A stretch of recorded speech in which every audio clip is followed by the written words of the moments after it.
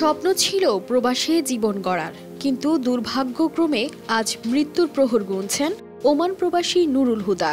দেশে ফেরার পর জানা যায় তিনি পাকস্থলী ক্যান্সারে আক্রান্ত। ধার দেনা করে ঢাকার বিভিন্ন হাসপাতালে গত 5 মাস পরিবার চিকিৎসা করালেও টাকার অভাবে বাড়ি ফিরিয়ে আনা হয়েছে তাকে।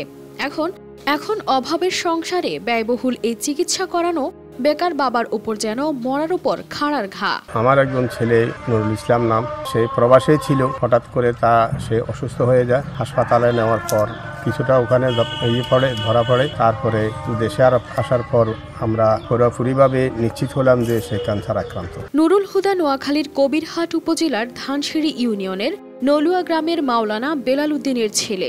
5 ভাই বোনের মধ্যে পঞ্চম এই যুবক 2022 সালের ডিসেম্বরে জীবিকার তাগিদে ওমান যান।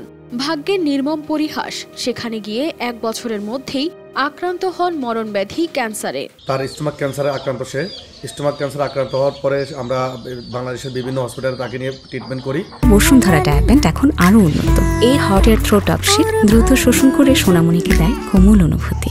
তার আরো উন্নত চিকিৎসার দরকার। প্রাথমিক অসুস্থতার পরে দ্রুত তাকে ওমানের একটি হাসপাতালে নেওয়া হয়। চিকিৎসকরা তাকে দেশে পাঠানোর পরামর্শ দেন। পরে মালিক পক্ষ তাকে দেশে ফিরিয়ে দেয়। দেশে আসার পর অনেক পরীক্ষা নিরীক্ষার পর জানা যায় নুরুল হুদা পাকস্থলী ক্যান্সারে আক্রান্ত। আমি একজন প্রবাসী ছিলাম ওমান।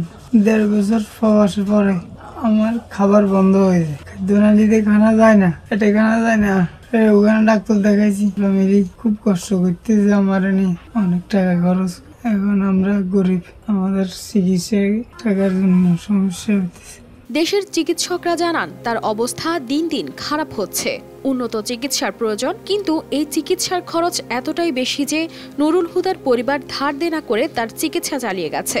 গত 5 মাস ধরে ঢাকার বিভিন্ন হাসপাতালে প্রায় 15 লাখ টাকা খরচ হলেও তার চিকিৎসার খরচ আর চালানো সম্ভব হচ্ছে না পরিবারের।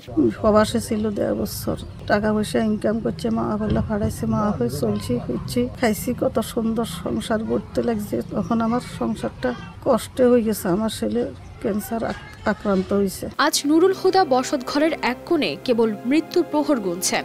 অসহায় চোখে তাকিয়ে আছেন পরিবারের অন্য সদস্যরা।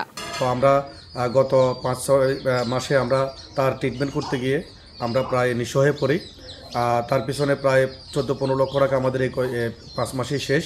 এখন আমরা চিকিৎসা চালাতে গিয়ে হিমশিম খাচ্ছি। তাকে বাঁচাতে হলে অনেক টাকার দরকার, আরও উন্নত মানের চিকিৎসার দরকার। তো আমি বলবো দেশে যে বিত্তমান ব্যক্তিরা আছেন, যদি আপনারা একটু আমাদের পাশে এসে দাঁড়ান, আমরা হয়তো আমাদের ভাইকে আরো ভালো চিকিৎসা করতে পারবো। এমত অবস্থায় সমাজের বিত্তবানদের কাছে সাহায্যের আবেদন জানিয়েছেন নুরুল হুদার পরিবার। উন্নত চিকিৎসা পেলে আবার নতুন জীবনে ফিরবে নুরুল হুদা, এমনটাই প্রত্যাশা পরিবারের। News desk, RTV।